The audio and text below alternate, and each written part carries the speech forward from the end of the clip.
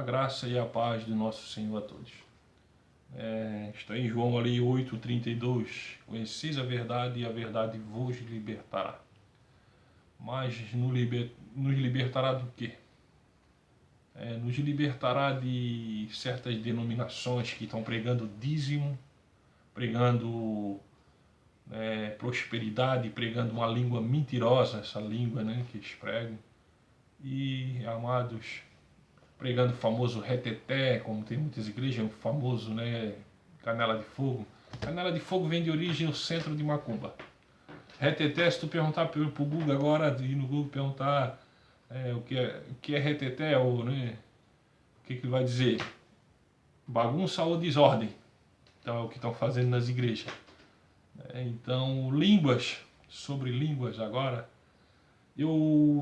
línguas é mencionada na Bíblia 49 vezes, a palavra línguas, ou língua. E 49 vezes eu pesquisei, eu estudei as 49 e ela se refere sobre línguas do corpo, membro do corpo, ou línguas estrangeiras ou línguas de nações. O homem não fala a língua dos anjos. Um versículo diz, se o homem falasse, mas o homem não fala, Então, um versículo ainda fala, se o homem falasse a língua dos anjos, mas ele não fala. Então, eu quero dizer para ti, até ali em 1 Coríntios 14, 27, diz, não deverás falar em línguas estranhas dentro da igreja se não tiver um intérprete. Se não tiver, cale-se e fale consigo mesmo. Então, língua, essa língua que eles estão pregando na igreja.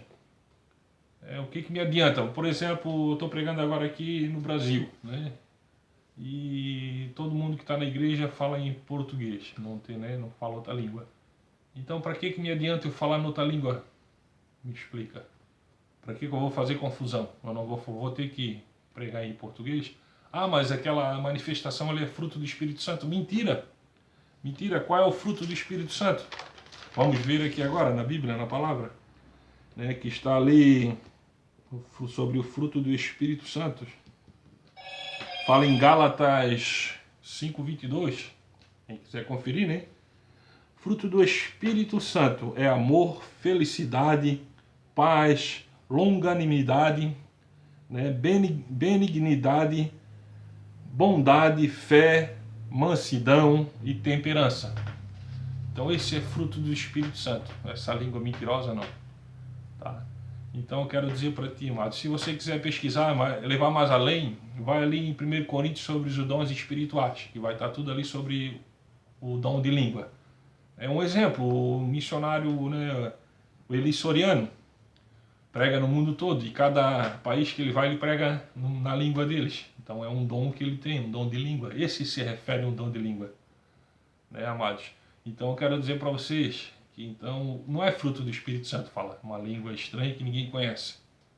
Por que língua estranha? Saiu esse rumor de língua estranha. Claro, se eu vim pregar aqui no Brasil em inglês, vai ser uma língua estranha para os outros. Não é verdade? Então eu quero dizer para vocês, isso que vai nos libertar dessas mentiras. Tá? Dízimo. Sobre dízimo.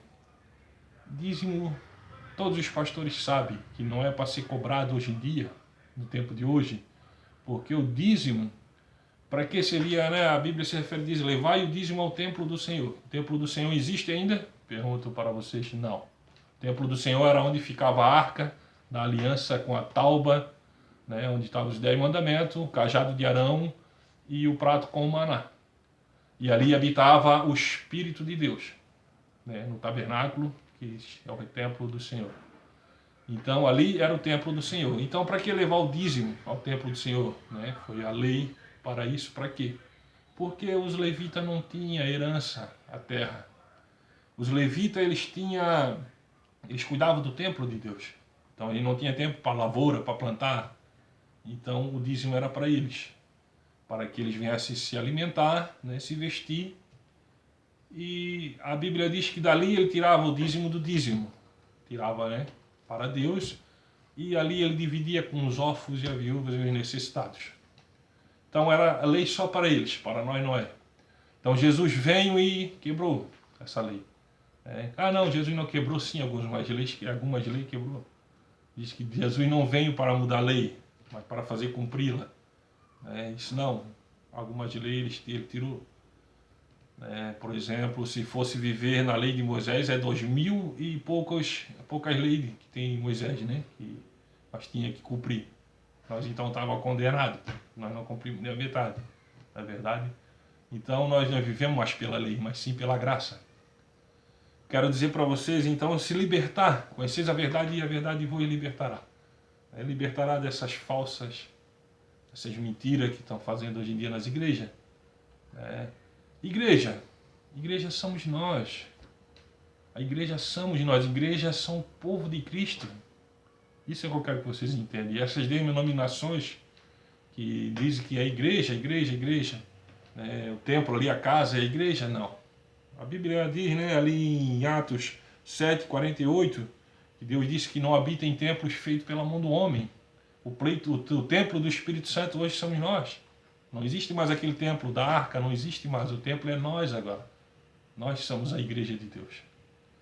Então isso eu quero falar para vocês, abrir os olhos, para se libertar dessas denominações que estão fazendo isso. Porque se nós coagir com erro, se nós estiver no erro, ali dentro, no erro, nós também estamos coagindo com erro. Então, amados, mas eu quero dizimar Deus. Mas a igreja, a casa onde nós fizemos uma reunião precisa de limpeza, precisa de produto de limpeza, precisa de manutenção, precisa de pagar energia. Sim, claro, lógico. Bota uma caixinha de oferta, que eu garanto para ti, se a casa é de Deus, jamais ele vai deixar perecer. Vai sobrar dinheiro para a manutenção, tranquilo. Porque muitos estão pregando o dízimo para quê? Para benefício próprio. Analise os seus líderes da igreja, como eles estão. Não estão andando de caminhonete, apartamento, casa de praia. Então é benefício. E eles estão tirando o dízimo do dízimo, que é para, a Bíblia diz que tem que tirar para dar ofertar a Deus. Tem que dividir com o órfão, a viúva e os necessitados. Eles estão fazendo isso? Pergunto para vocês. Então, amados, é para nós se libertar. Nós somos a igreja. Queres fazer alguma coisa para Deus? O que Jesus disse? Tudo que tu fizesses aos meus pequeninos, fizesses a mim mesmo. Não é verdade? Então, amados, nós temos que fazer ao necessitado. Porque eu quero abrir uma casa agora, Quero abrir uma igreja, como dizem, mas é uma casa. Para mim, uma casa onde nós vamos se reunir para falar da palavra de Deus. Então, eu quero abrir essa casa. Se Deus abençoar, eu puder, tiver condições, não quero viver dela, quero viver para ela, porque a Bíblia diz bem claro, o homem tem que comer do suor do próprio rosto, não adianta. Pedro não trabalhava, os apóstolos não trabalhavam, Pedro era pescador, os apóstolos de Deus, todos eles trabalharam. Então eu quero dizer para você, nós temos vivido só do queres fazer a obra de Deus? Faça, Deus vai te abençoar muito, vai te dar muitas condições para tu fazer a obra dele. Então isso que eu quero falar para ti. Então eu quero que vocês se libertem dessas certas denominações e venha fazer a obra de Deus verdadeira, ajudar o necessitado, amar o seu próximo, amados. Então isso é que Deus quer de nós. A missão do cristão é salvar almas. Essa é a missão do cristão, não é de estar sentado, eu não perco um culto, estou lá, estou sentado, mas o que adianta? Não fala com o seu vizinho, não fala com o seu irmão, tem ódio no coração. A nossa missão, a missão do cristão é salvar almas, estar ajudando o necessitado, levando a palavra para aquele que não conhece. Essa é a nossa missão. Então, amigos, amados irmãos, quero dizer para vocês, conheceis a verdade e a verdade vos libertará. Estuda a palavra de Deus, que vocês vão se libertar de muitas coisas que estão pregando hoje em dia, uma falsa doutrina, um evangelho frouxo, um evangelho que envergonha. Tá? Deus abençoe a todos. Tá? Uma ótima tarde para todos.